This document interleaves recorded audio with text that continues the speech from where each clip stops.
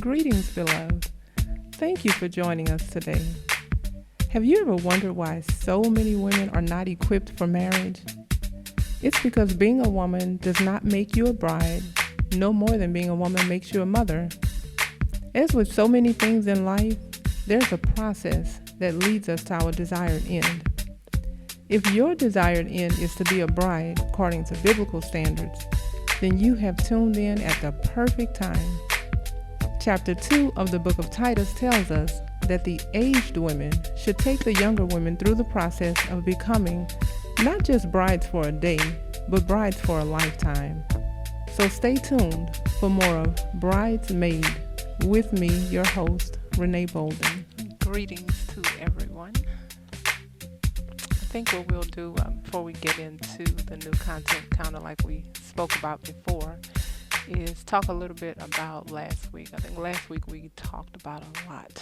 There was a lot covered in last week's discussion.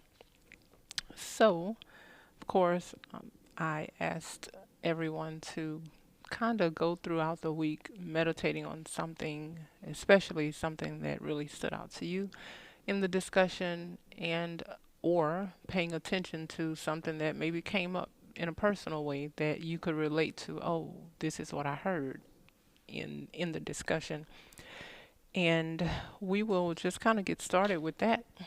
Just going to ask if anyone have anything to share, and just somewhat of a slight recap, because we talked about the and I think it was called Daughters Detached, which we pretty much went over these different things that we miss as daughters when we detach from mothers or mother figures, those who are meant to pour into us. When we are detached for whatever reasons and excuses we might give, when we kind of cling more to the male versus the female, and not from a place of honor and respect, but just because that's more practical and feels more comfortable to our flesh in whatever the situation we might find it, how that can lead to one of two things: promiscuity or just masculinity, neither of which are good.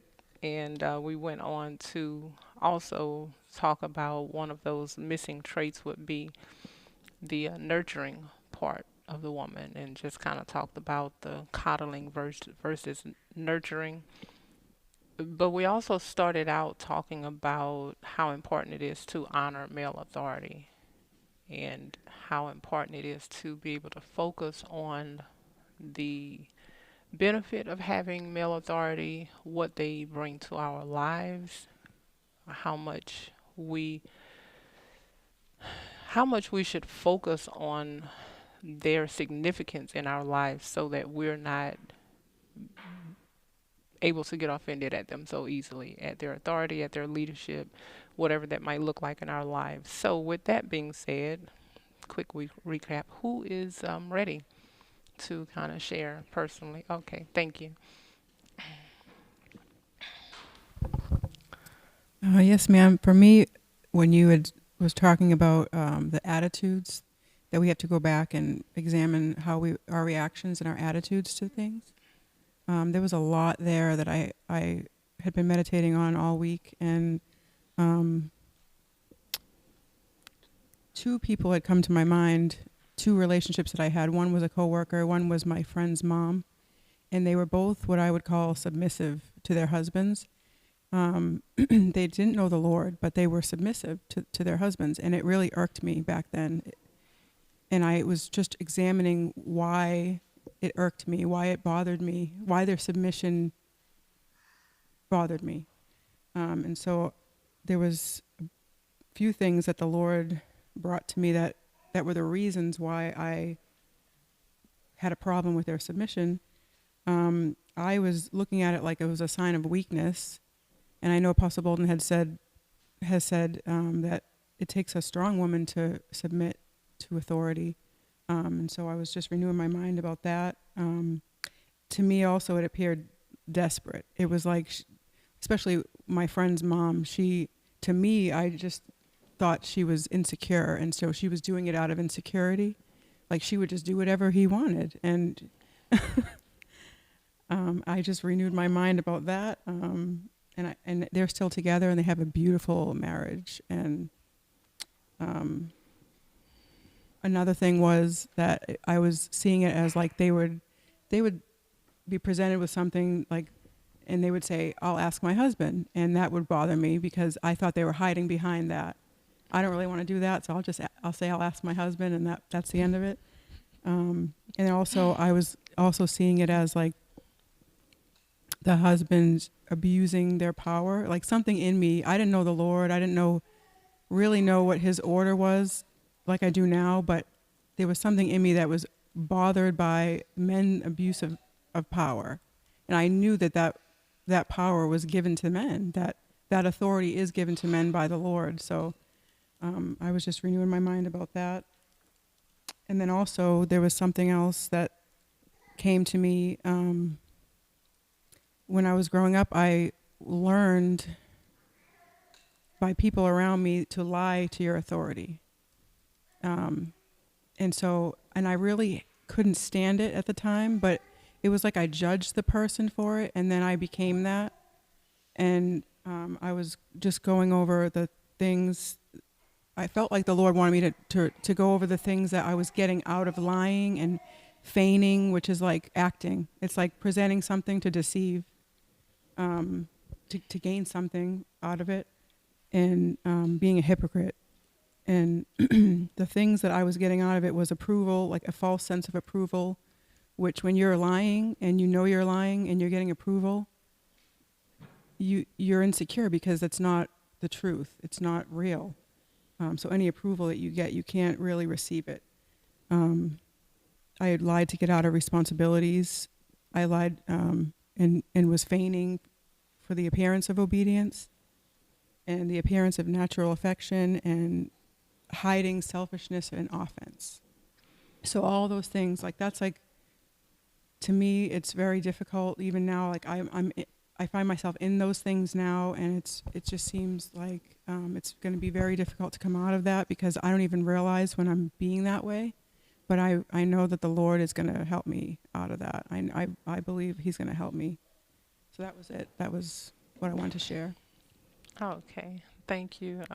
Those were some loaded statements, and I think you're right too. And it's for everyone to believe in that same manner. That of course the first step is you have to be able to acknowledge and recognize that something is present. Oftentimes we as women don't do that. We won't take that step. We simply deny what we see. We make excuses and we focus on that one thing that we're doing right. And never mind everything else that we see unraveling around us that doesn't line up with the Word of God. And so I too have faith that if we will be sincere with the Lord, that He will change us. But it's up to us individually. It's not on the Lord. We have to really be sincere about wanting to change. And so I stand in agreement with you on that. It can happen. And I believe that. You said you used two very, very interesting words concerning how you viewed those women who were submissive. You said desperate and insecure. And it's a funny thing that we can hear those words and the next person can get ready. I'm just going to say this. We can hear those two words and make the mistake of thinking that it's something negative. But I think about myself as being both desperate and insecure in this manner. I am very, very desperate to be in God's will. I have no sense of security whatsoever outside of God's will. It's necessary for me because I can very easily view my life outside of Christ and what it looked like and the person that I am outside of Christ, the person that I am without my husband, the person that I am being with my husband but not being submitted. I don't like that person. I don't like that life. And so when you say desperate that's exactly the way I feel. I feel very, very desperate to have 100% wholly what the Lord intends for me to have. And I do feel like I will do anything to have it and obtain it, to maintain it so that it doesn't go anywhere. So there is and there should be a level of desperation when it comes to us seeking God and seeking his will. So I think that's a very accurate description, but we just have to put a positive spin on it to know you know what? Yes, be desperate. And I think every woman, if she understands the role that a man plays in her life, that there has to be a level of insecurity there for her to lean and depend on him. If she's totally secure without him, there's no need for him. So there has to be some insecurity there. Again, I know what my life looked like without him. So, yeah. So, I'm really glad that you shared that what you did. I'm telling you, that's a discussion in and of itself, just the way people view women who are submitted. The just and it's unfortunate because it leads us down the wrong path when we don't see it the way we're supposed to see it. And it's unfortunate when the strong woman looks weak to people, because if you are leaning towards following the weak woman, you're obviously going to miss out on a lot in life. You're going to have a very unfulfilled life. You're going to not enjoy life as much as you are meant to. So thank you for sharing that. You ready? Okay. I was really grateful for the discussion last week, and I just knew the Lord was talking to me. I think for the majority of my life, I preferred my dad over my biological mom just because of how detached I was from her. And I know, just looking back on it, that I kind of labeled everything that she did and everything that I saw as bad, but just meditating on what you were saying last week, I could see a lot of good in the things that she did. I think you were talking about how your mother carried herself, and whenever my mom went to work, she just looked so professional. And even as a teacher, of course, she is a homebound teacher now, but I remember growing up just seeing like how she looked. And I think about it now about how I kind of help out with Truth Academy a little bit, and how it would have been nice if I would have got some pointers from her, because she's a homebound teacher, so she deals with children who can't really go to school, which means that some of her students have a mental capacity of a like 5-year-old, but they could be 18. And so dealing with younger children, it would have been nice to have those pointers, but if you write everything off as bad, then you're not going to get anything from them. And so I was just really grateful for that. And also about the nurturing as well. Like my dad had been telling me to pray about that, because I could see like it didn't really come natural to me, especially the first time I came in this ministry. I remember when I first came, you put a child in my lap. You put a child in my lap. And when I left, I called my sister and I was like, Sister Bolden put this little child in my lap. And I was so mad over you putting a child in my lap. So I was very far from a nurturer when I came here. And so I'm really grateful for all that came out last week. And that's what I wanted to share, just that I'm really grateful to have something to look back upon now. Like, I looked at things so wrong. And so that's all I want to share. Okay, thank you so much. I appreciate that. Yes, I remember that day too, because I remember observing her, and of course there's so many children around. And when I was growing up, every child from probably from age 10 on up through 18, 19, 20 years old, if there were children around, they were like gravitating toward the children. They always wanted to hold a baby. Let me help, let me help, let me help. And I thought, this is a very odd lack of response that I see from this teenager. It's like she's in the room with children, but I don't see that she knows she's in the room with children. So I said, and I had been thinking, like, how do I kind of reach her with this? And it's just one of those things that, sometimes some things you just kind of have to jump into. So I was just like, I don't even remember whose child I was holding, but I literally, legitimately in that moment needed help because I needed to put the child down, and she was the closest one to me, and I thought, here's my opportunity. I was like, here, hold this baby. If I remember correctly, maybe you started off holding him out like this. But you have come a long way. But let me tell you, if I had never done that and you had not responded that way and you did not see how you needed to get beyond that, then I don't know how much growing you would have done beyond it. Maybe you would have thought it was perfectly normal. Maybe you would have thought that you didn't have anywhere to grow from.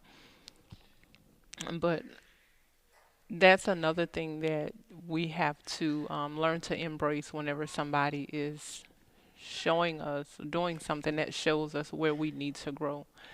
We have to learn to embrace those things so that we have something to look back on, and we're not saying, "Oh yeah, I still don't know how to hold a baby," or "I still don't know how to do X, Y, Z," whatever the case might be. So yes, it's a beautiful thing to see growth and to be able to look back at, oh yeah, this was my mindset, but gosh, God is working. Is the next person ready?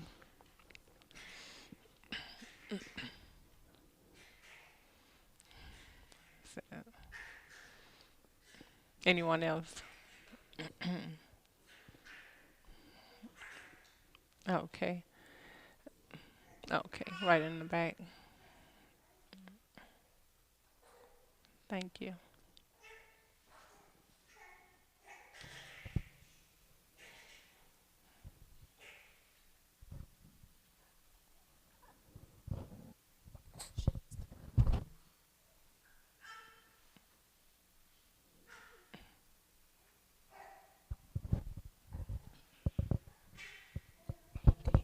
Sorry about that. Yes, ma'am. It was a lot. I was really grateful for the discussion last week, and it was really a lot that was said that the Lord dealt with me about, and was truly grateful for it as well. I tell you, I went home to my husband and was telling him some things about about the discussion that we had, and it was very similar to what Sister Leah was just sharing.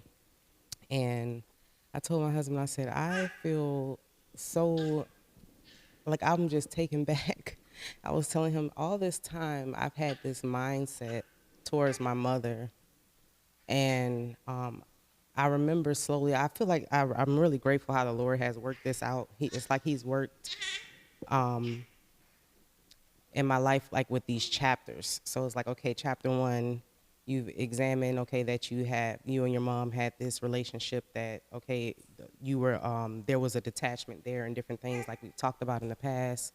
And then it was like another chapter where I was, seeing how some of the attachment that I had was based on, I guess, some of the things that she was doing. And then I would have these moments where now I look at it, see it as critiquing her, where I'm like, and I had the audacity to be actually sharing this. It was such a dishonorable thing about what it is that I felt like my mom did wrong. And like you said in the I'm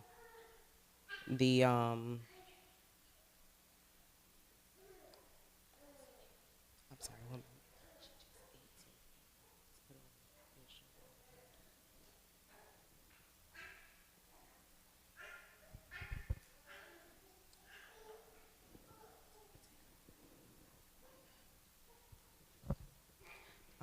So let's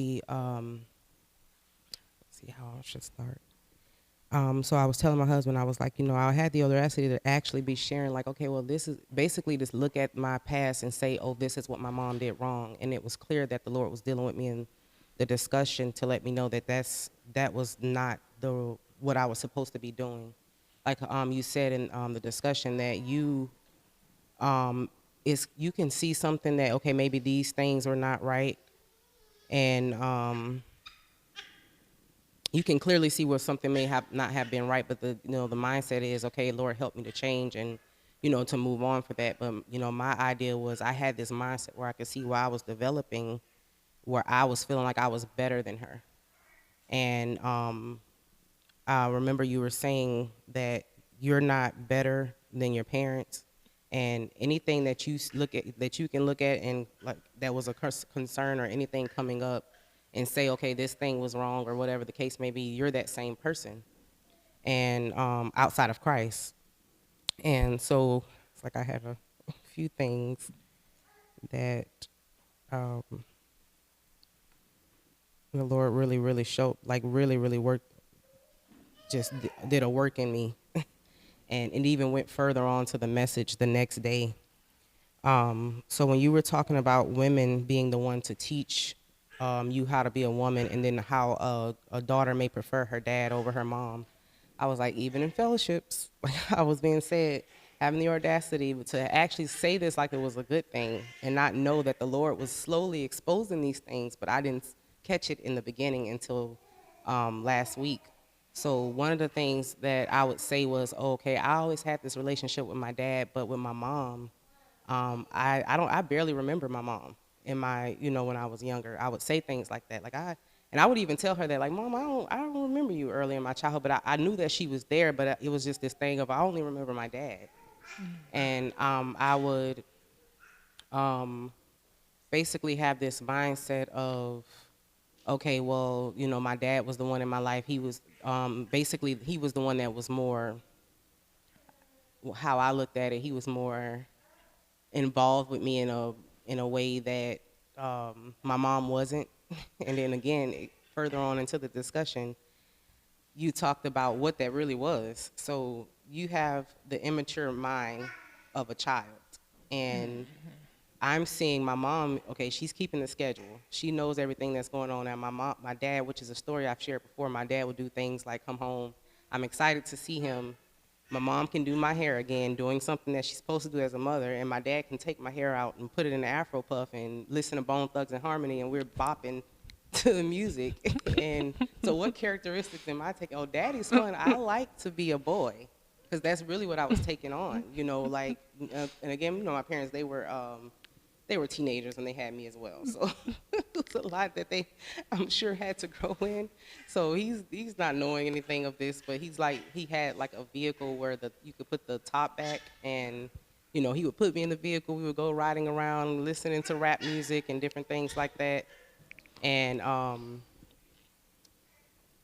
one of the things that I remember, like him taking me to like basketball courts, me hanging out. He would hang out with his male friends, and we would go different places, have me on his neck, and I'm actually hanging with my dad and his friends as a little girl. So one of the things that I put towards, I actually wrote this in my notes, is when you were talking about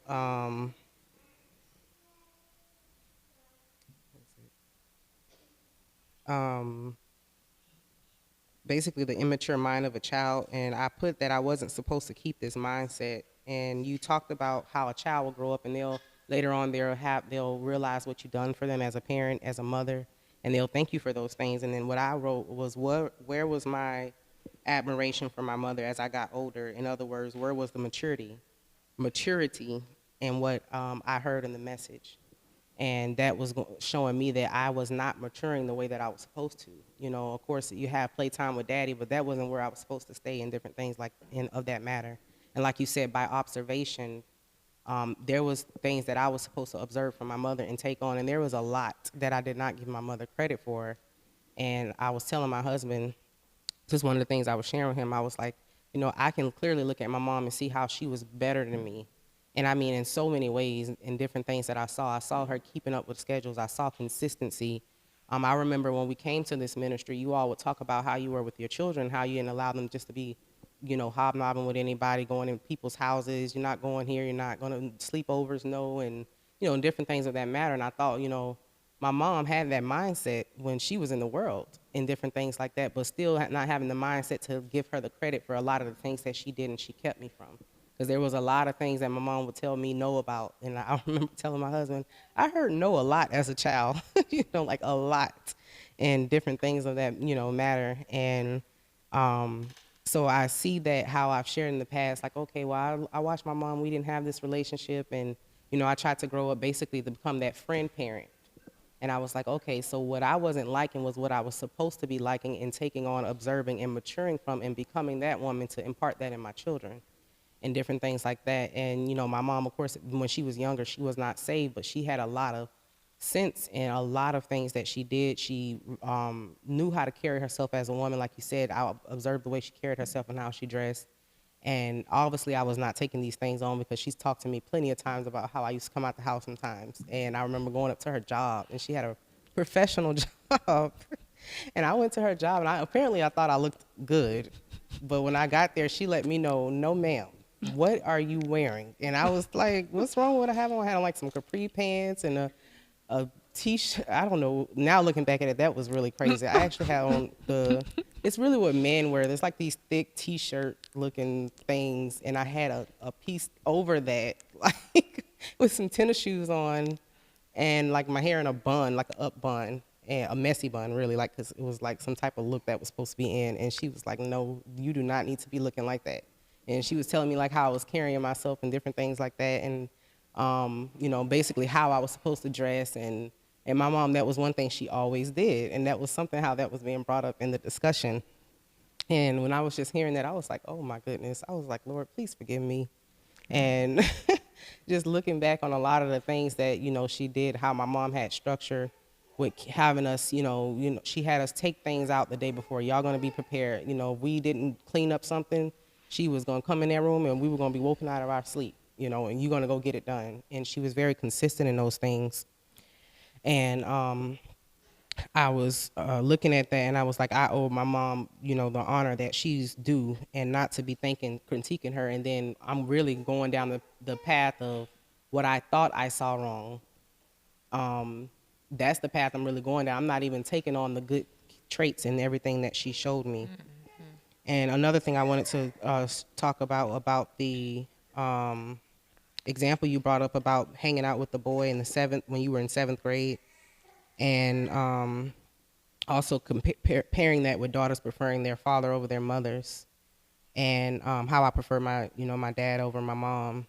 And again, how I took on this nature that was not womanly at all. I became the t-shirt, jean, and tennis shoe girl. That was literally, and it's funny because I didn't think about the cartoon character when I put this in my notes, but I said I was a literal cartoon character.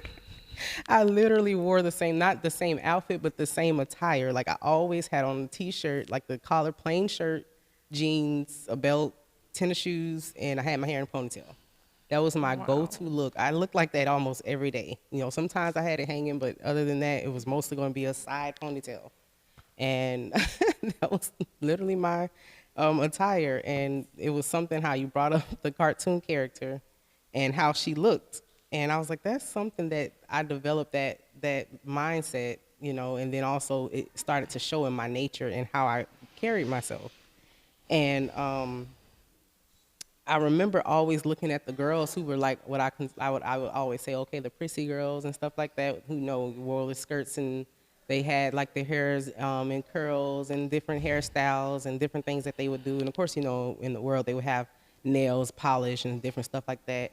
And I realized how I just absolutely just I didn't fit in with that at all. I didn't want, and I know that now that a lot of those things are lust with makeup and polish and all of these different things, but how I was looking at it back then was not that. I was looking at it completely because it's girly and I want no part of it. And it would literally just aggravate me to have that stuff on. And I realized it was because I was carrying myself like a boy. And I would, hang out with my male cousins and different things like that.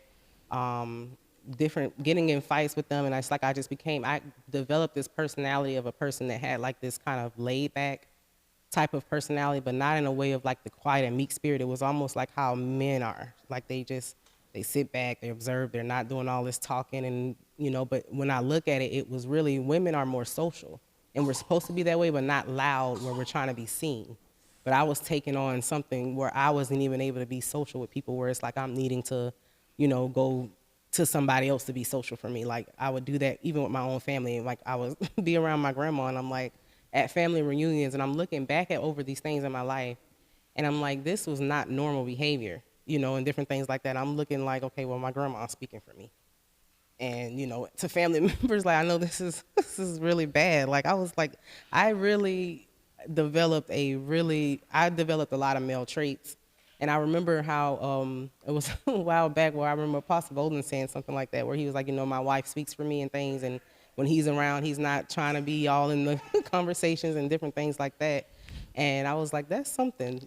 Obviously, I was observing this from my dad and thought, oh, this is the way to be. I'm not going to go be in the kitchen talking with the ladies. I'm going to be over here sitting on my daddy's lap, and different things like that. So I was like, okay, so this, Lord, you are really, really showing me a lot. Even though I haven't continued in these ways, it was still the Lord taking me back over my life where I'm able to examine all the different things that went wrong to see where I am now and to know where all these, also the internal things come from, to where I'm, to basically where I'm able to grow, like what was being said, so that I'm not continuing in this thing of, how you were saying, basically putting on because you see the woman of God, for example, like looking at you as an example, and I'm trying to take these things on, but it's not sticking with me. And to me, that's what I felt like the Lord was doing for me from this discussion. And also just knowing that I will not be able to be the wife that I'm supposed to be if I don't honor my mom the way that I'm supposed to. And so I was just really grateful for that. It was a lot. The Lord dealt with me about it also on the next day during the message, and then I also had a dream about it. So it was a lot that the Lord clearly showed me where I was like, okay, I was not where I thought I was, but I'm really grateful that it was exposed. And also I see really, really how the Lord has a disdain for that. You do not dishonor authority. And that was one of the things that I made sure I really, really put in my mind and to remember and to keep on the forefront of my mind, that you can't think that you're going to look at your mother this way. This is your authority, the woman who gave birth to you, and you looking at her in a certain way and then think you're going to go in a marriage and honor your husband. There's no way that's going to happen. If you dishonored authority in any manner in that state, you're not going to be able to be the wife that you're supposed to be. And that's really what I felt like the Lord was speaking to me from that discussion. And that was definitely something I changed. I repented for, and I was just truly grateful for, and just excited to see the fruit from it. And that was it for now. Thank you. I appreciate you sharing all of that. Really good points, and from a personal standpoint. And I just want to, while the next person is getting ready, I just want to speak on what you said about, as long as you don't honor your mother, you can't be the wife that you need to be. And I'm going to tell you how extensive that is. As long as you, as a woman, dishonors your mother in that you can sit back and critique her, and I am not saying, when I say you don't critique your mother, I am not saying that you agree with her or anything that she does that's contrary to the word. That's not what I'm saying. What I'm saying is that when we are living differently from people, living according to the word, and maybe some people may not be living for the Lord at all, or they may just not be getting the same word that we're getting that challenges them to live at a different level. We'll see the difference in that.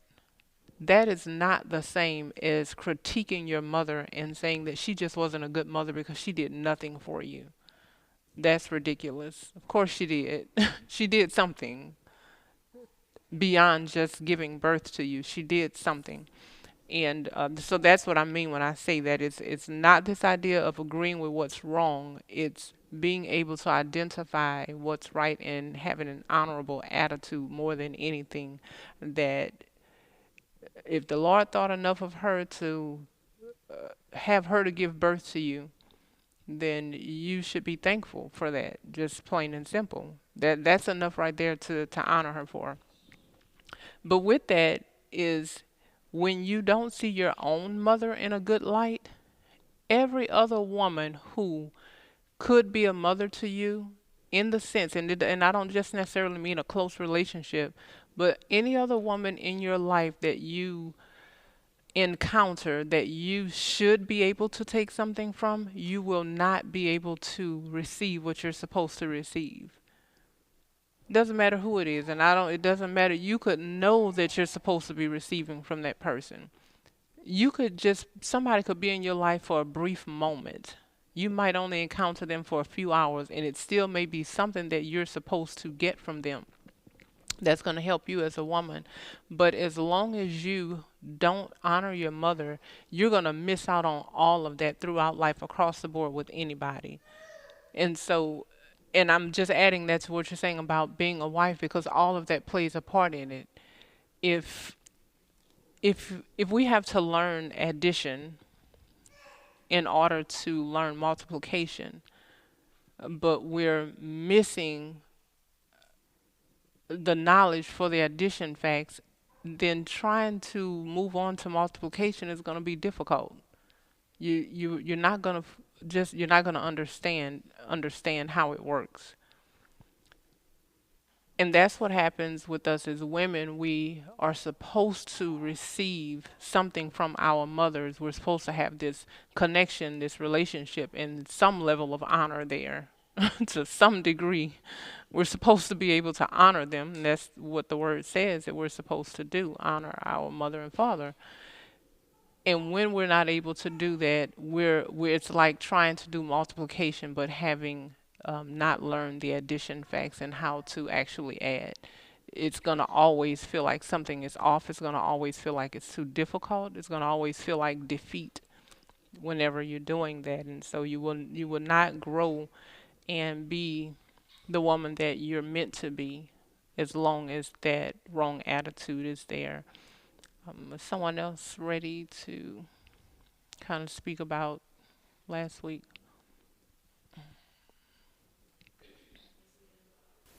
Thank you. I was thankful for the conversation last week and the message as well that came after it.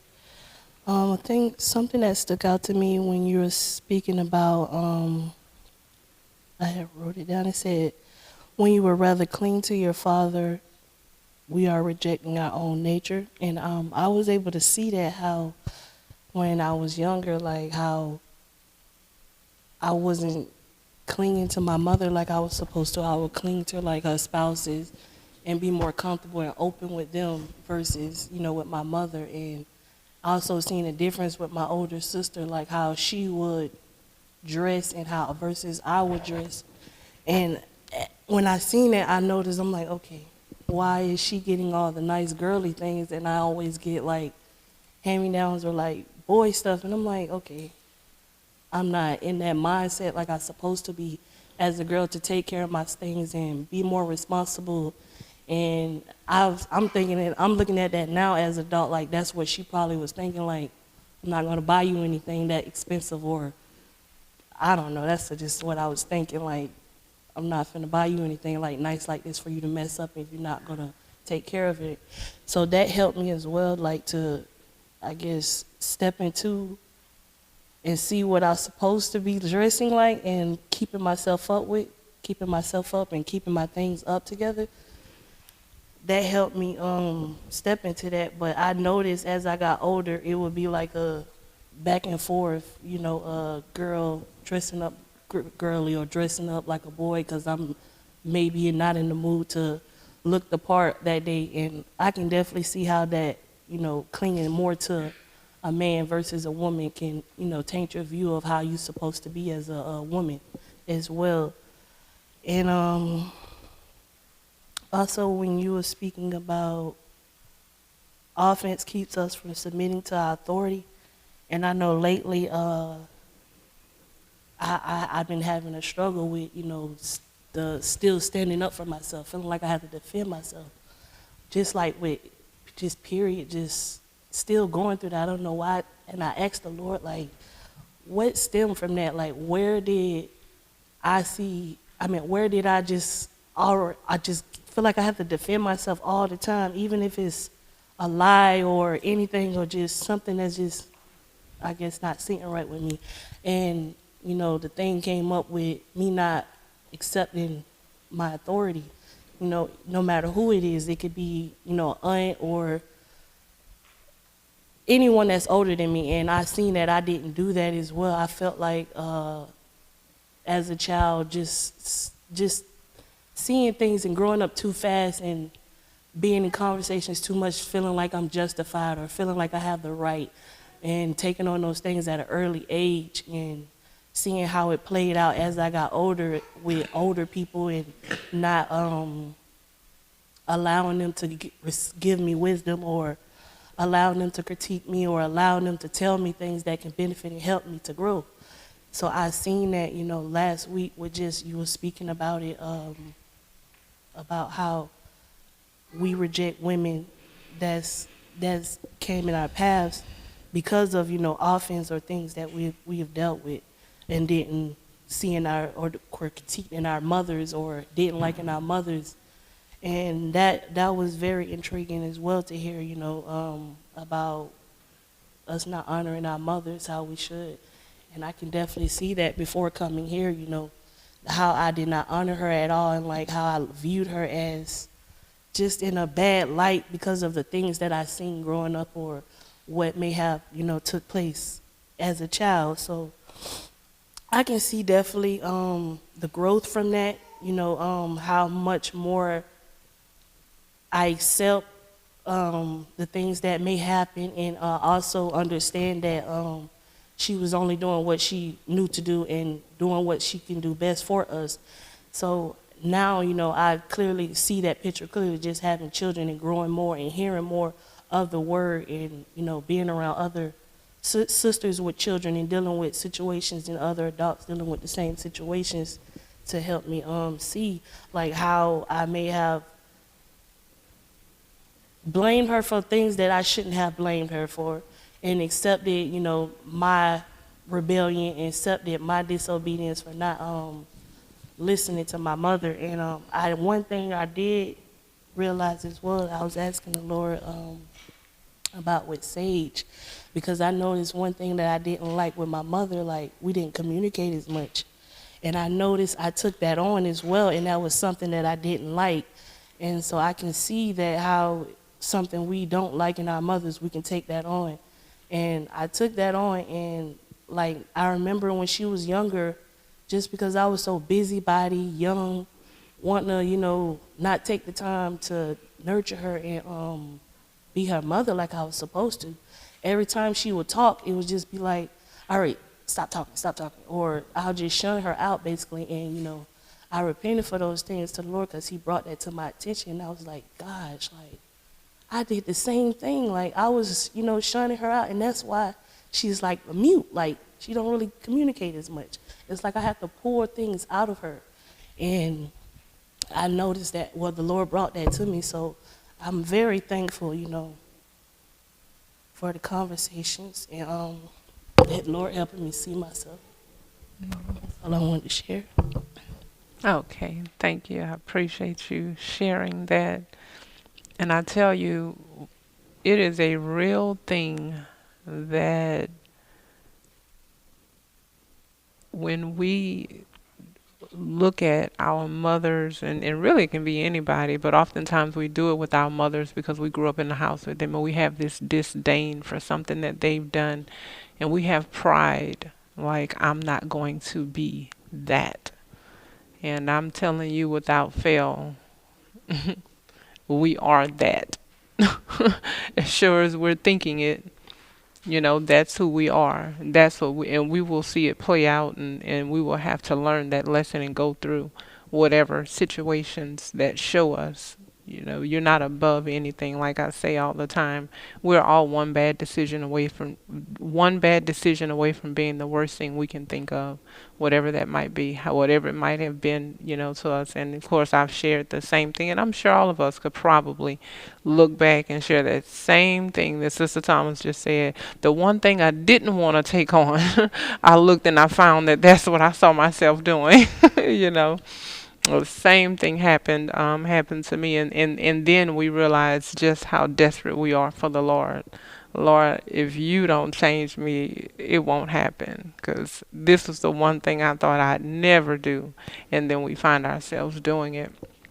And I'm glad that the Lord has it set up that way, that He put us in a position to know just how much we need Him, just how desperate we need to be for Him. That He's not optional. He's not the alternative. but we need him to be the godliest version of ourselves. We need him for that. It's not something that we're just going to obtain on our own. I think the next person is ready. Okay. Okay. When Sister Smith was talking, she reminded me of something. Um, um, Pretty much my whole childhood, I was called a daddy's girl. So, like when she was speaking and going, kind of expounding on those things, I was thinking about, like, wow, I didn't really catch on to that, being called that, like even basically being called into what I was basically sharing earlier. So that was another thing that I need to make sure that I'm, renouncing and things like that, and not making sure I'm not carrying that on and things like that. Having this, and because I kind of looked at it as like this honor thing of having like, okay, this connection to my dad, but again, I'm not looking on the other side of what I should have been doing with my mom. Like I didn't, people can tell me, oh, you starting to look like your mom, you starting to sound that don't do anything for me, but then I'm being called a daddy's girl, and that's like a medal for me or something like that. And that was something that I know that I'm going to be repenting for as well. So I was glad that she said something to trigger that. I can't remember exactly what she said, but it really triggered that in my mind. So I make sure I repent of that, and also something else. Um,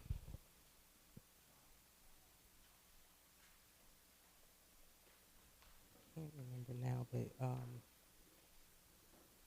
yes, ma'am, that was it for now. Okay.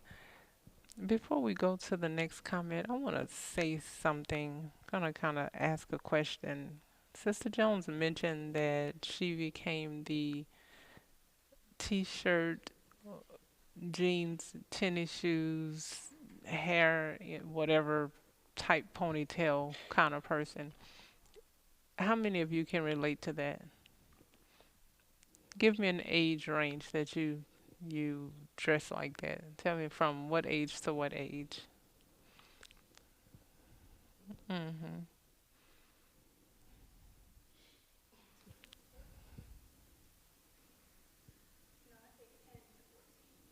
Okay, she said 10 to 14. Come on, give me some age ranges here. 13 to 16. Mine's actually, mine started in preschool. Showed some of you all what Apostle Bolden called the salt and pepper picture of me and my sister looking like rappers. When I was in preschool then, so I would say up until I was about 16 or 17, up until I basically got married. Okay, preschool until 17 until adulthood. Give me some more numbers. 10 years old to adulthood. What age in adulthood? Because she just said like 17 years old.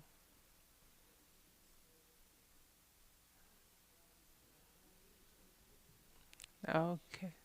So it said 10 years old to 26 years old. Come give me some more numbers.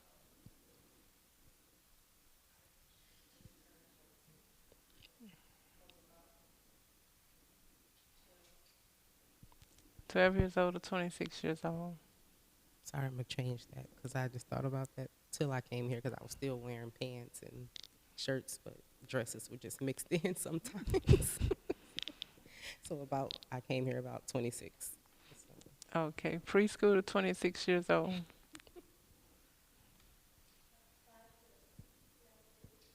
5 years old to 19 years old. Okay, so let me ask you this, and I'm gonna ask this question. Well, so I'm gonna ask this question generally. How many of you, and you cannot answer this based on the bridesmaids discussions that we've had. I want you to expose where your mind was up until it changed. You did not think anything of little girls wearing tennis shoes at any age. It's just a thing, right? So at what age do you think they should stop wearing tennis shoes? Well, you're not answering this based on the discussions here. What age did you think they should stop? Didn't wasn't a thing. So let me ask you something. For those of you who have daughters, now, are they still wearing tennis shoes?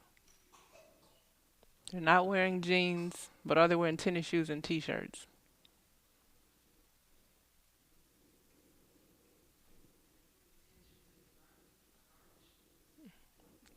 Tennis shoes only in the garden. That's the only time. They don't wear them anywhere else, okay? Give me some answers. I know it's more than one person with a daughter in here.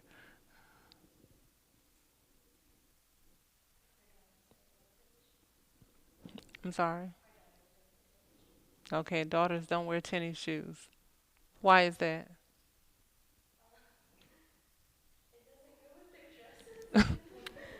Good observation. Okay. Come on, I didn't get answers from everybody who have daughters. Are your daughters still wearing tennis shoes and t-shirts? Okay, not wearing tennis shoes nor t-shirts. No tennis shoes nor t-shirts. Still wearing tennis shoes and t-shirts. Okay. So at what point did you all stop your daughters from wearing tennis shoes and t-shirts? Besides in the garden.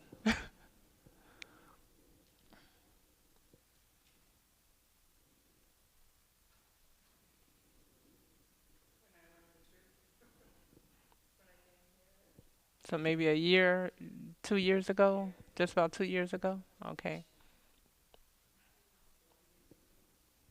About 4 years ago?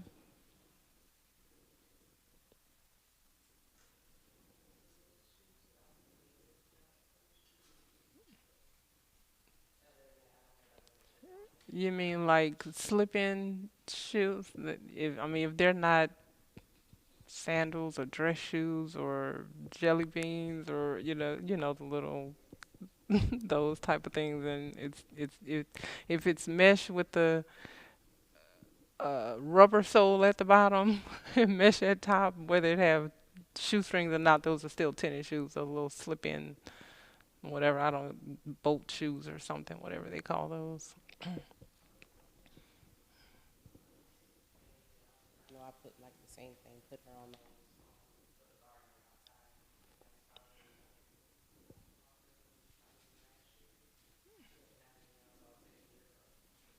Okay. So, and I want to point this out. So I think it's only one person here who's saying that their daughters, and they're still very young. I think the oldest daughter is only 2 years old. But you could see, you can look back at pictures, and I'm going to reference the picture, the salt and pepper picture that you say you all look like young rappers. And you can see this, and you can look back at pictures and say, "Oh, I look so boyish." So why, why? And this is a rhetorical question. I'm not even going to turn it into a discussion, but it's something we really need to think about. If we were wearing tennis shoes, jeans, and T-shirts, and your mother told you about this, how old were you when your mom told you about that, and when you went to her job, however you were dressed?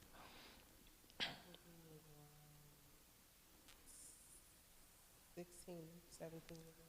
So you were given some guidance on it, but yet you still turned around and allowed your daughter to do the same thing that you were told not to do. I mean, in Christ or out of Christ. But that's just an example of how we can repeat behaviors because the honor that we need for authority is not there. We're not taking what they're saying seriously. And so what happens is already, and we can say, they're growing up in the truth, but I'm telling you, that's already been introduced to their spirits to lean towards that masculinity. So you have to make sure, you have to make absolutely sure that you are doing what is necessary to uproot that. They have to know that there's more to them not dressing in t-shirts, tennis shoes, and jeans than, oh, that's just because we're a part of God's Truth and Deliverance Ministries. It goes so much deeper than that, and they need to understand that. And you need to understand that the amount of time that you've allowed them to wear that, it was still something planted there.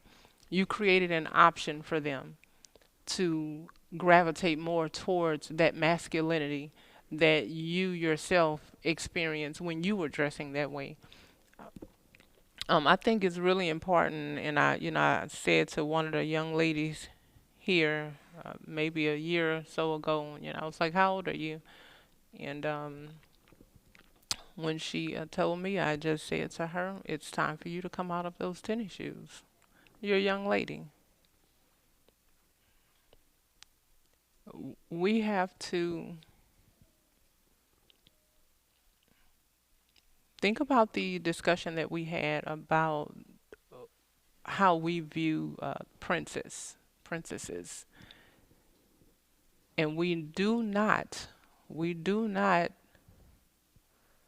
categorize a princess as having or wearing tennis shoes, t-shirts, and jeans.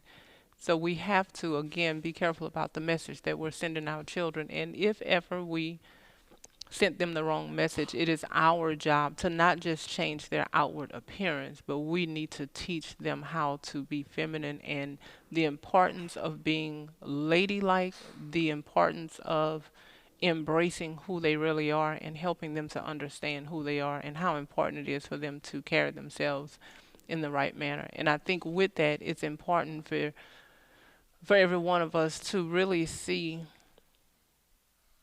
what that looked like for us to wear those things also. Sometimes I look back on some of the video and pictures from when I first got married and became a part of this ministry, and I had on, first I was just wearing pants all the time, and then at some point I had these little capris that I thought, oh, surely this is more feminine than just actual pants. Yeah, now that was the way I was thinking back then. And I look at those pictures now and I was thinking, what in the world? It all looks masculine. It just does not look right to me. I see it in a completely different manner than I did back then.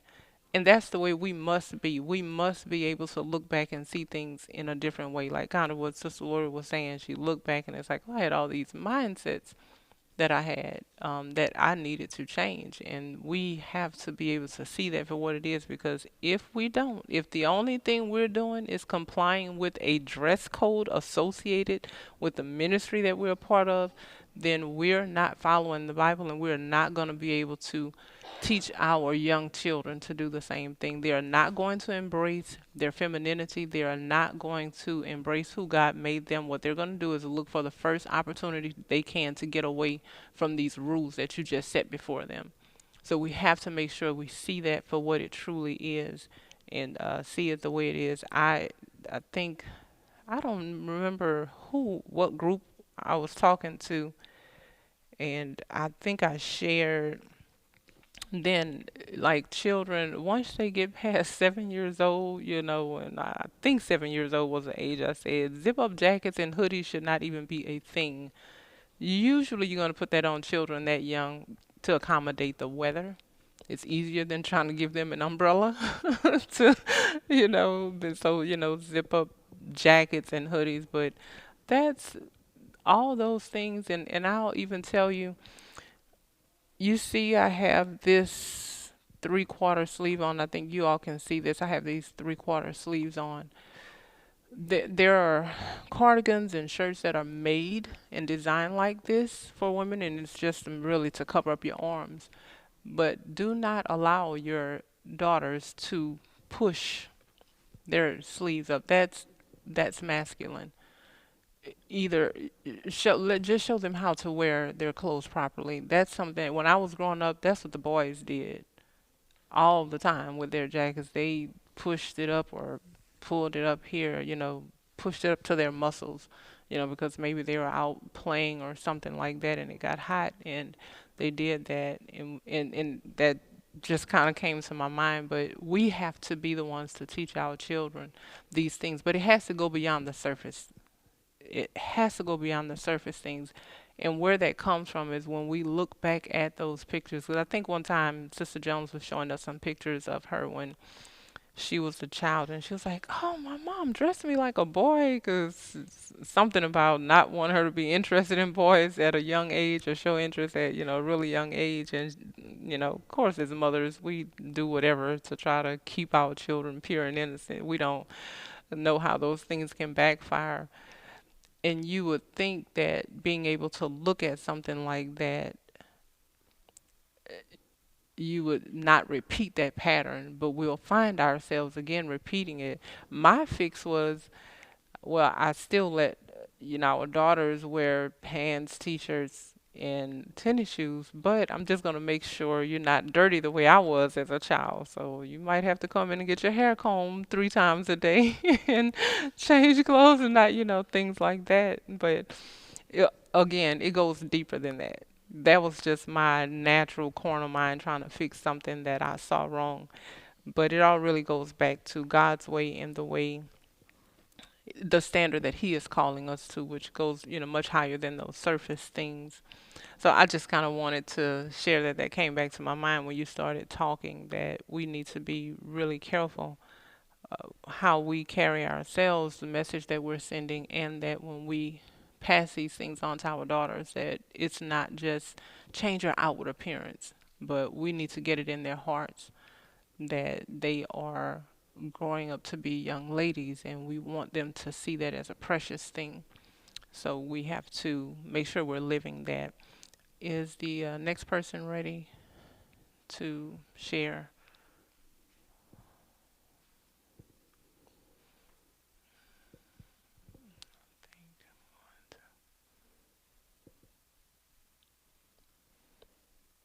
Okay, so I am going to ask this question because I don't think anybody spoke on it very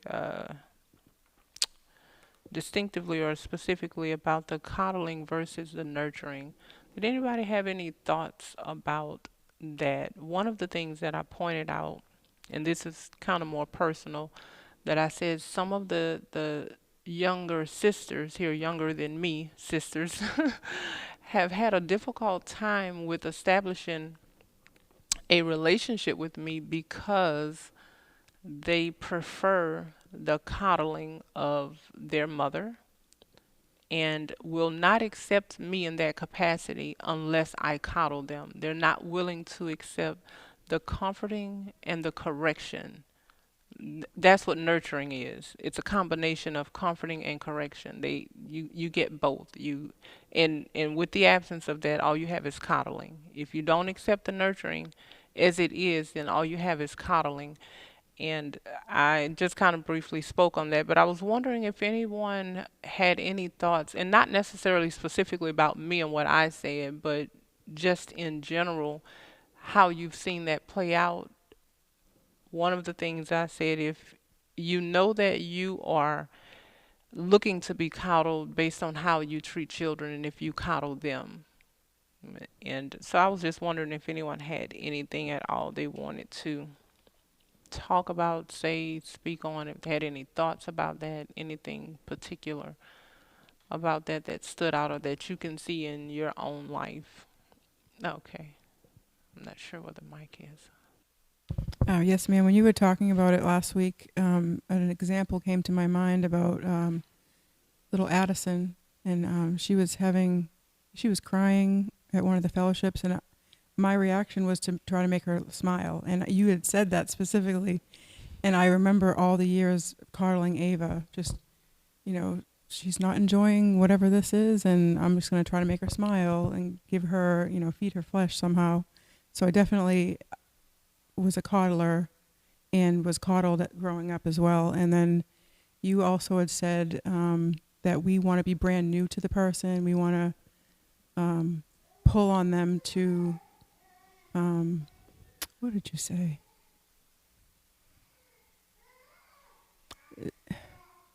Pull on them to just give us attention. And so I know in relationships with men, I've been that way very much so. And so I was examining that as well. I want to change that. I want to share.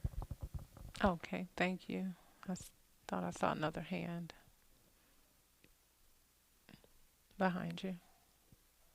To add a comment to how I saw that play out in me being the coddler, because I have a goddaughter that, because I was coddled and enjoyed the coddling, then and the being spoiled, that's what I'll call it. I was spoiled rotten. And so I was like that with my goddaughter without realizing. I don't think it was until that you and Dad point that out. I can't remember. It was either one of y'all, both of y'all. We were having a conversation one day, and I was like, oh, I didn't realize that like I'm contributing and really contributing to her life the same thing that other adults outside of my parents were contributing to my life. Like you almost like that what do you call that? Like the best word I could think of is an outlet, but like the escape or the alternative to what would be your normal parent structure. Where I think that's too hard, so I'm gonna give you an easier life, so to speak, as long as you're with me, kind of a thing. And I didn't realize that was playing out in my own action. So I saw it on both sides, and me doing it to children. Okay, thank you. Behind you. The way I had seen coddling play out in my life was when I was younger. I didn't have my mom around like I wanted her around. I really wanted her around to coddle me, and like especially when you're that little, you know, like 5 and stuff like that. That's kind of normal to want those hugs and stuff. But she wasn't around to do those things, so my grandma kind of took me under her wing, and she coddled me a lot to where like my grandma, when I was about 10, I was a lot bigger than her. She was very thin at that time, but she would pick me up as big as I was, and she would sit me on her lap and rock me. And she would tell me, no one understands you. They're just always out to get you. And she would tell me that at least once a day. I had 4 brothers, but I don't think that was right. That everyone was out to get me. So growing up, I thought that hugs fixed things, and I wanted coddling a lot whenever I didn't get something I wanted, or whenever life was tough. I wanted a hug, and that played out into marriage. Whenever we got into a disagreement, an argument, it always had to end with a hug, or else I felt something wasn't right. I felt we're not ending it on a good note. Let's hug it out. And going into that with my relationship with you, who I consider my mom, correction, didn't feel good because there wasn't a hug involved. And whenever you know, if there was something you were correcting me on or giving me guidance on, in the back of my mind, I always thought, are we gonna hug? Because I felt it was always necessary, and it's just not realistic now that I see that. But I think what's really bringing it out more is we have 3 boys, and our boys constantly ask me for a hug, and or a hug or a kiss and things like that. And they're getting older. Joshua, he's about to be 6 real soon, so I can tell like they took that on, and it's just out of the blue too. Like I can't tell you how many times a day they just come up asking for a hug and for a kiss. And thank you. And I know it's like not a normal thing, like the amount of times they ask, and I could tell that it was coming from somewhere, but I wasn't understanding where. And part of me was just like, oh, but they need it in the back of my head. Like if they're asking for it, then I'm probably not giving them enough hugs or being there enough. And that was far from truth. It was me coddling them, because then later on I see it in Joshua's academics. I see it in his schoolwork. You know, the babying him and he's just not understanding.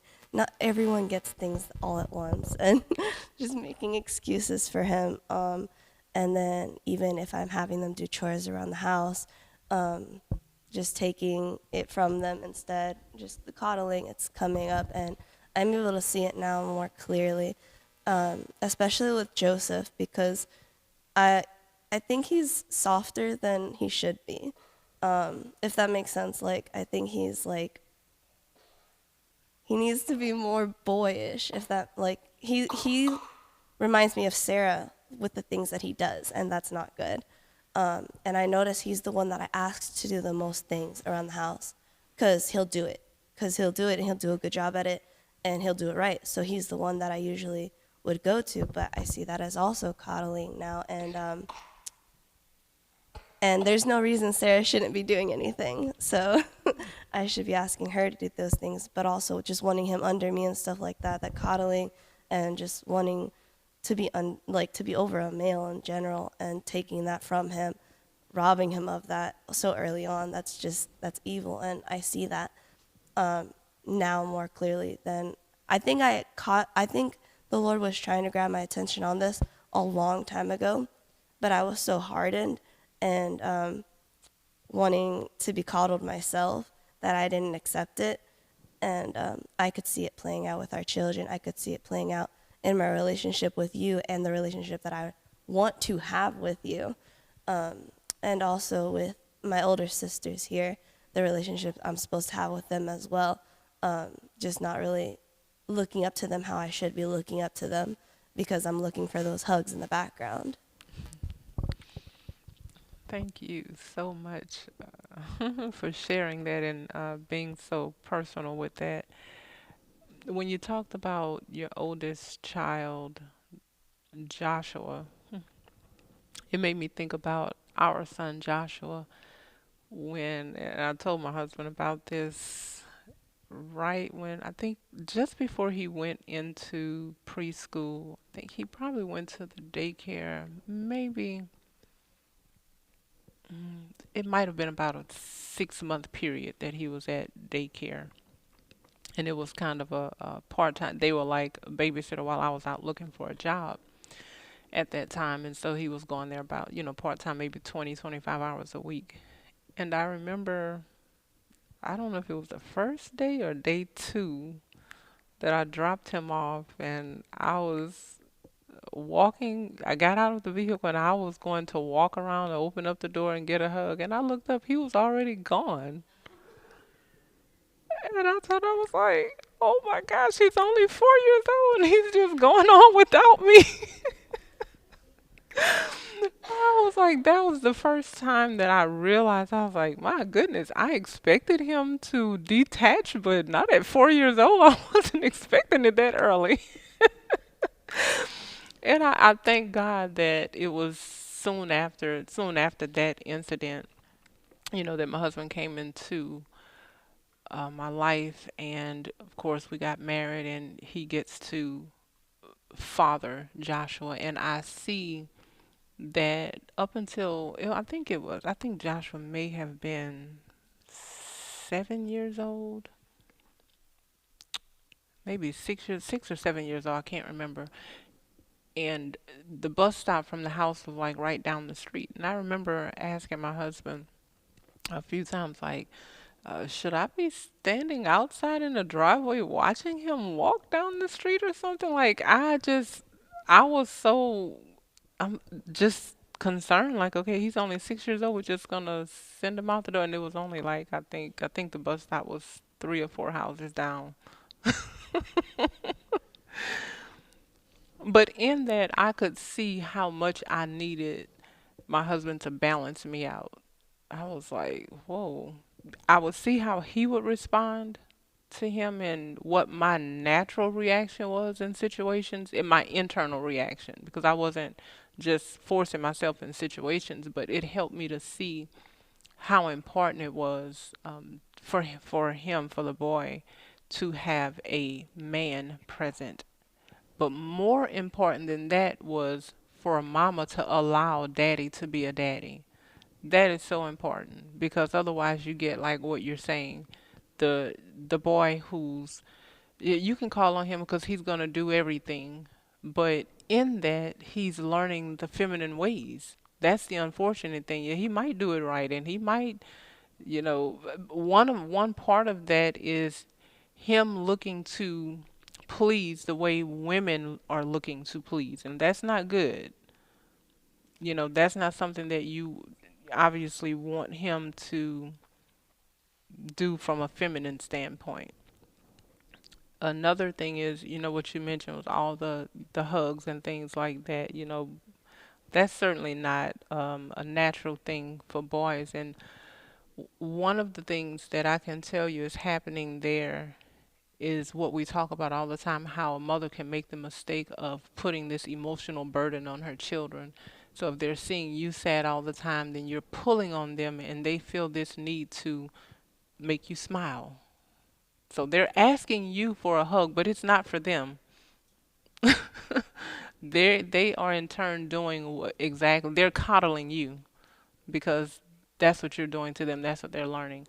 So that those are some really, really important things that you brought out, and I hope all of us will take from that and understand. As mothers, it can be difficult for us to move away from the nurturing, but I think we saw it with Hannah and Samuel when she was giving him up. Once he, what's the term they called it? Once he was weaned, right? Then she was willing to give him up, and he wasn't going 3 houses down to the bus stop. She pretty much had to let him go. That was her vow, and it can be a little bit more difficult when we're in the home with them every day, but that's where the husband comes in at.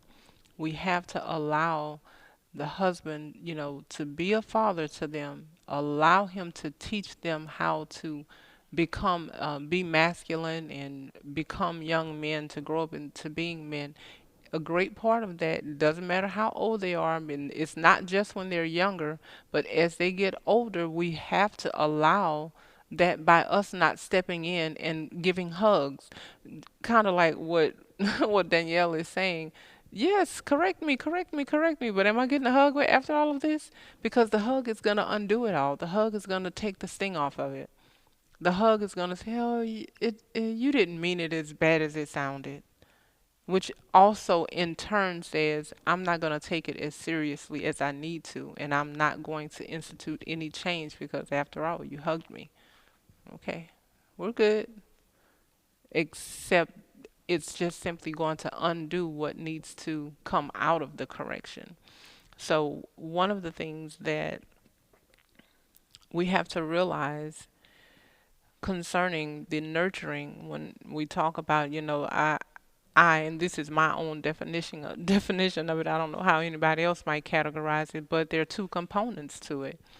It is comforting and correcting. And we talked about that there are times for comforting. But something I observed in our granddaughter Claire, and I'm going to come back to something else that Danielle spoke about concerning her with her husband, but I'm gonna just finish this off with this. I observed this with our granddaughter Claire this week because she was feeling bad. That she kind of had a fever on and off throughout the week, and in addition to that, because I couldn't figure out, is this the bug that's going around or is this her teething? And it just tended to be a little bit of both because she was pulling on her ears and trying to get some relief with her gums, and in addition to that, I think it was just yesterday her nose got kind of runny and she got this real um, harsh cough, kind of like her throat is like really dry when she coughs, like this bad cough. But in that, obviously, those are times. Yeah, I spent a lot of time comforting her, just trying to make her comfortable because Claire is a pretty happy baby. She is just looking for a reason to laugh. you know, she's not a whiny child. So anytime she's in whiny mode, I know, like what's going on. So she was very, very whiny this week. She was not sleeping well. So it meant, getting up quite a bit, throughout the night at really odd hours and things like that. And sometimes she didn't want a bottle. She just wanted me to hold her, and so I would just sit and hold her until she got comfortable and, went back to sleep or something. And, but do you know that in that, there's this thing that Claire also does when she's not teething and when she's not dealing with a bug, when she has no fever. if I take her out of the bed, she has in her mind, if she's hungry, that's what she's ready to eat. Well, obviously, anybody who's ever helped me with her or babysat her, one of the things that I've always said as soon as she wakes up, check her diaper, change her diaper. Well, that's the first thing I'm going to do. Well, that's not what she wants. So when I lay her down, a little bit of a fit might ensue. And then she'll try to roll over and get up. And it's like, no, stop. You're going to lay here. You need your diaper change. Depending on how extreme she gets, sometimes I can just start singing a song and, distract her. But sometimes she can be pretty adamant, like, I'm ready to eat right now. But I'm sorry, sister, you have to get this diaper changed. So in that, I don't coddle her. If she's being a little bit bratty because I know that you want this to go your way and it's going a different way, no, no, I'm not going to coddle you. I will try to distract you with something. I'll give you something in your hand or something like that, to try to sing a song. Now, if you just insist on having your way and whatever, I'm not going to coddle you through brattiness. See, having a fever, I know that if I have a fever, my body is aching. I know that pain could be associated with that. I know that if your nose is runny or you're congested, it's hard to sleep. I know that you can just feel uncomfortable in so many different ways if you're, dealing with some kind of bug. And so I was definitely comforting her and just being understanding about what she was going through.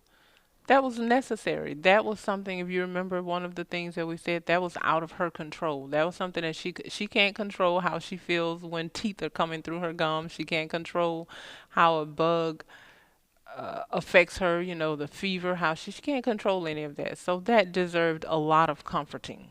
Lots. And that's what she got. But if she was just crying because, okay, I don't know, I'm trying to think of another example. I don't want to lay down on this bed. I want you to put me in this chair to feed me. Or you just simply have to wait. That's just a matter of choice and a matter of you being patient and waiting for the person who is taking care of you. So with that, what I'm saying is this: offense comes from unmet expectations. That her expectation is that I'm hungry right now and I don't want a bottle, I want food, and changing my diaper, getting my diaper changed is not on the top of my list. That's on the top of your list. And so she'll cry about it. Well, sometimes we as wives, we can have these unmet expectations, but they're unreal and they become made up offenses as a result. So you have this situation where maybe it's something, and I want to say this: Claire feeling bad because she's sick or because she's teething was a real thing. That was real. She had some real emotional responses to that. Feeling bad, crying, whining, just uncomfortable. And that was perfectly fine for her to express that. So we're going to go to the extreme with this example. Every woman probably all over the world who wasn't taught any differently would say that infidelity in marriage is the worst thing that could ever happen. I don't know if I could get over it, so on and so forth. That's like, just don't let that happen. So let's say it does happen. Let's say, there's some infidelity on whatever level we might want to, identify it, however it might be. Let's say there's some infidelity. So I think we would all agree that most people will be hurt by that. That would be a hurtful thing, right? That doesn't feel good. You're not going to go out and rejoice about it, right? We can agree on that. It's hurtful. So it's something that you have to forgive and let go of. Some people do it in a day, some people do it in a year, however long they choose to hold on to it. It's something that makes you have to readjust the way you think about your life from one standpoint, if no other standpoint, and that is, how did this happen? What do I have to do personally to keep it from happening again? Is there anything I can do? So it makes you stop and think. So you're thinking, you might be hurt by it, you may be sad, you have to make these different adjustments concerning that. That is so realistic. And if that happens, I would not tell somebody, oh, just get over it. You're not really hurt. This could happen. That's not the response you have, right? You identify that those feelings that somebody feel in response to that are real. So when we say that you have to forgive, for instance, or that's what the word tells us to do, that doesn't mean that you don't have real feelings. We're just telling you how to handle it going forward so that you don't get consumed with those feelings. So those are real things. You can just simply acknowledge, this is the way I felt when I found this out. Okay, that's real, right? Well, let's give another example of what's not so real that kind of moves into brattiness.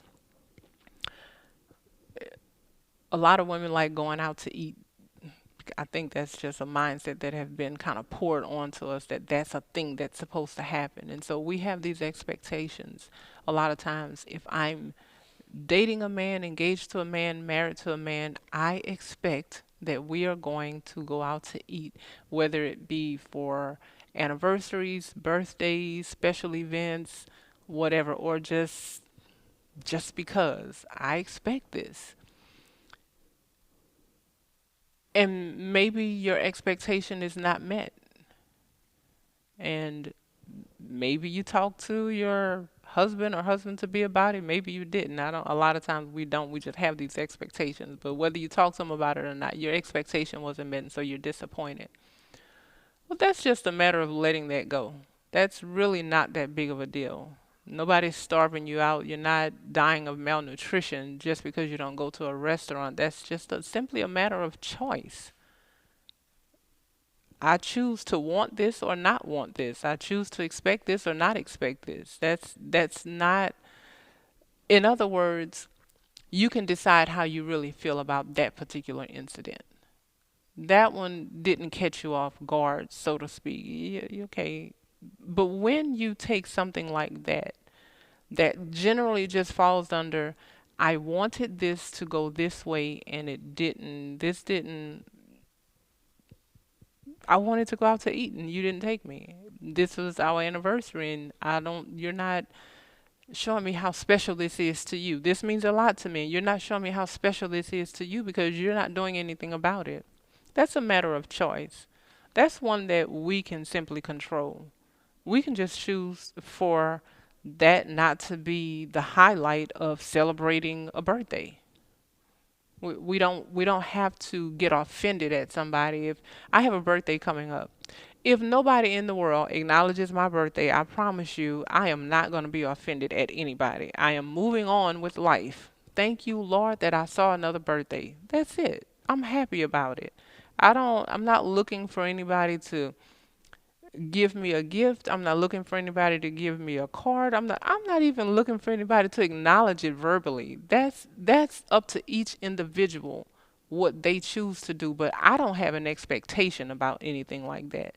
So if I don't get it, then I'm not going into depression behind it. I can choose how I respond to something like that. That's my choice, whether or not how I want to deal with that, what kind of emotional response I have to it, and that's the way I'm going to say it.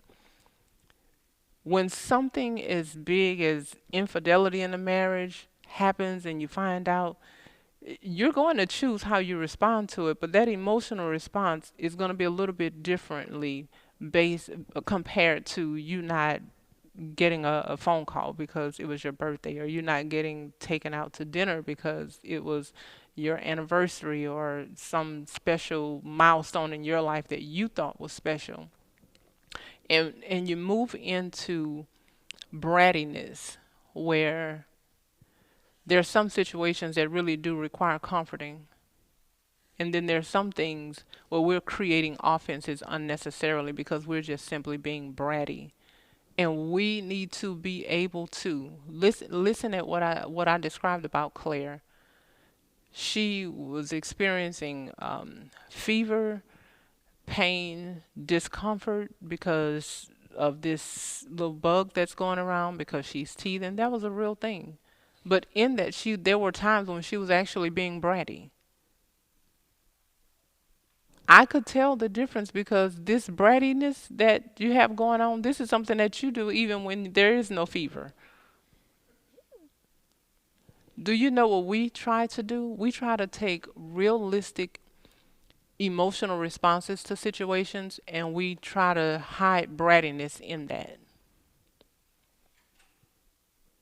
Oh, well, I'm hurt because of XYZ, and you might be.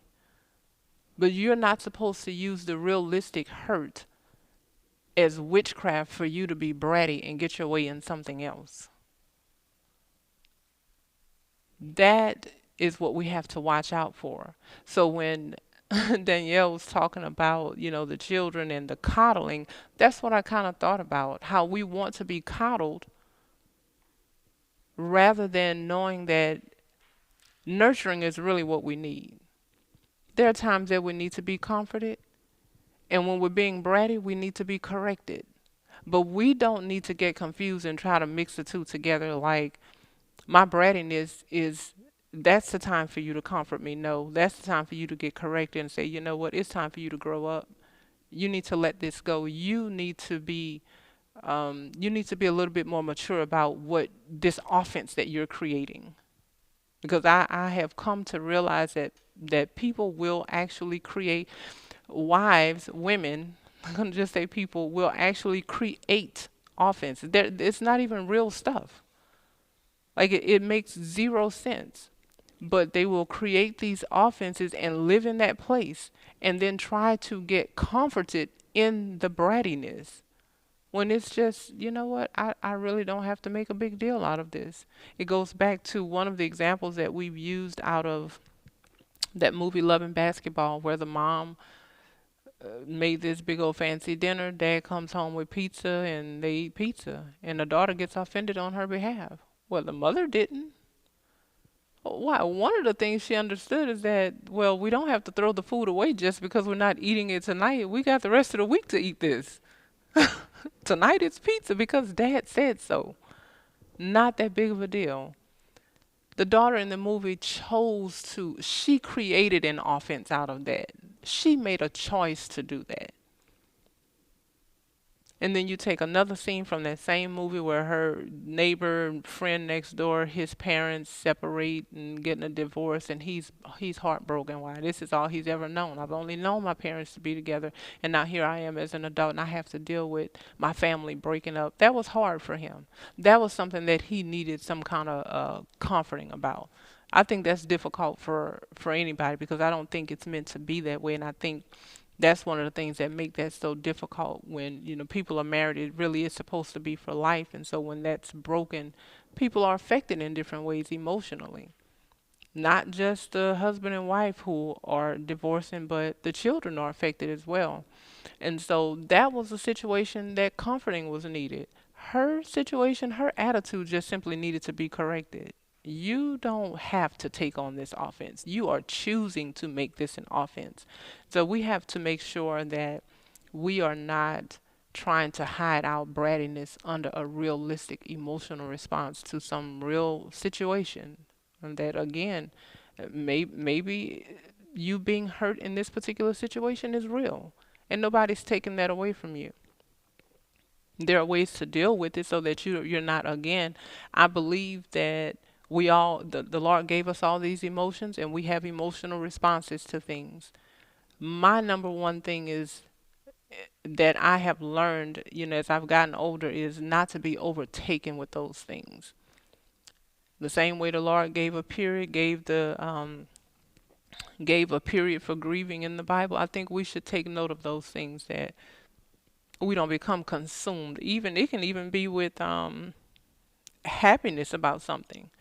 you don't want to get too consumed with any one emotion because it can take you down a road that you don't want to go down. If you and just in case you need an example, like you can be so excited about something that you can be consumed with it that you're constantly pursuing that level of excitement about something all the time. That's what people do, as they have explained. I've not experienced that, but when they're doing drugs, they're always chasing that first high. And that's the same thing that can happen when you have this high level of happiness and enjoyment in something and you get lost in it. You'll find yourself abandoning responsibilities as an adult and going after this happiness and this joy all the time, all the time. Oh, I want to relive this moment. I want to feel this, the way this felt this particular day and this event with these people. I want to feel this all the time.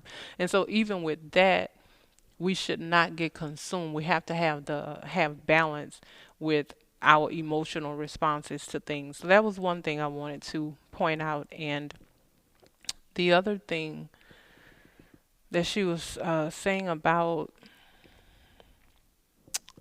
whenever she and her husband would have an argument or serious conversation, whatever you want to call it, whatever was going on, she couldn't even hear him clearly, whatever he may have been saying, because the only thing she wanted to know is, am I getting a hug at the end? If we don't hug, this is not settled. And of course, we know that's not right. But I want to share this with you. Women think that overcoming an argument is a victory and another step towards a stronger marriage. That's the way women think. Men and women think differently. See, in her mind, you can say whatever you want to say, but if we hug at the end of this, we're going to be married forever. See, women think that overcoming an argument, this is the way women think, is another step towards a stronger marriage. We got victory because we hugged. Everything is good. Well, men don't think that way. Men don't think that arguments build and strengthen relationships. They see arguments as a relationship demolition. That's what it is. They don't want to settle into arguing forever and making up and giving hugs at the end.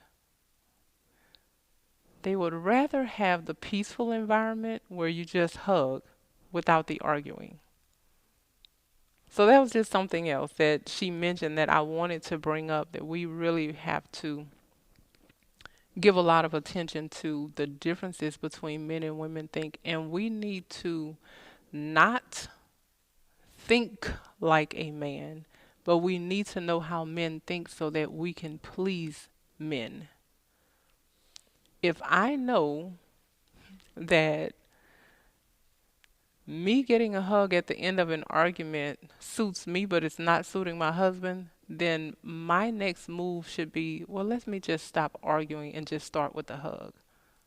That's why we need to know how they think. Not that we need to think like them. We need to know how they think so that we can make the marriage work. Otherwise, we'll just be settling with, okay, you corrected me, but I got my hug. And the whole time, he's planning his exit.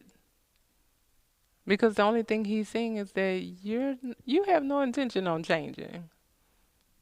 As long as you're getting a little bit of what you want in this, you're not planning on changing. All I have to do is give you a hug and you're fine because you got what you wanted. But you're not interested in giving me what I want in this, which is peace. The hug without the argument. That's what your husband is looking for. The hug without the argument. Why can't you just greet him with a smile and a hug and a pleasant attitude? Why do you have to argue first? Why do you have to fight him for his authority first? Why do you have to fight him for his position first? Why do you have to show him how much you disrespect him? Why do you have to show him how much you really don't care and then ask him for a hug to make you feel better? No, that's why men see that as demolition. All you're doing is tearing this apart. It's not a victory and it's not a step towards a long-lasting marriage if you're arguing and then looking for the hug at the end. And again, I'm just going to end it with this. The arguing is not, it's not you yelling and screaming and being opinionated. That's not what it is. All it is your inability to follow. Because I don't care how quiet you are about it, it shows up in your actions. So you're just arguing with your actions by just simply doing what you want to do. You're not following, and he knows it. That is something that can be felt. I don't know, the same way we feel the distance, that man can feel the war that's there. He might not see you. He might not be able to read your mind. He may not know how you're struggling and warring on the inside with all that offense. He may not know verbatim what you're thinking, but he still feels the war there.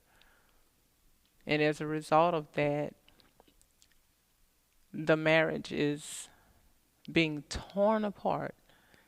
And it's like the unseen that's going on, because see, a woman will think the way I thought when I was married. We're still living in the house together. We haven't gone to divorce court. You haven't talked to me about actually leaving me. That's not a conversation we've had. So you're still putting up with me, so I'm good. Except you're not. You're not, because again, men and women think very, very differently. And so when we're talking about marriage, the first thing that comes to my mind is always longevity, commitment, dedication, generations. That's what comes to my mind. And if we're going to be married for a long time, then we have to let go of the war. We have to make sure we're not continuing in these patterns of things that we've continued in. And that's one of the mindsets that, even if the wording is differently, we need to look to see if it's playing out in our actions. What do I do after I get corrected? Or what am I looking for? Like she wanted a hug. Like she stated, you can tell me whatever you want to tell me. Tell me you're about to blow up the house, but can I have a hug? Because that is my cue that everything is okay.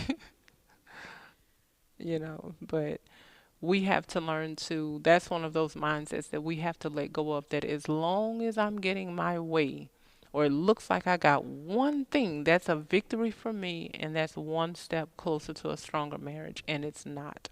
So don't be deceived with that. And I'm going to end this discussion with that, and just remind us that we were all put on this earth to serve.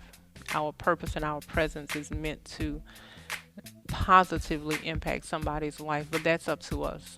That is solely up to us, how much of an impact we allow God to have in our life for us to impact somebody else. But I encourage every one of you to live outside of yourself. Make sure your love and your service extends beyond your address and the people that you love and feel the closest to. By now, after me having said this, I don't know how long we've been doing the Bridesmaids series, but by now you should be closer to somebody. There should be more people in your inner circle, more people that you feel close to than you did when I first started saying that.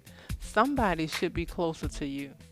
Because I say all the time that your service and your love should not be restricted to those you feel closest to, those who are in your home. Somebody should have been added to that by now.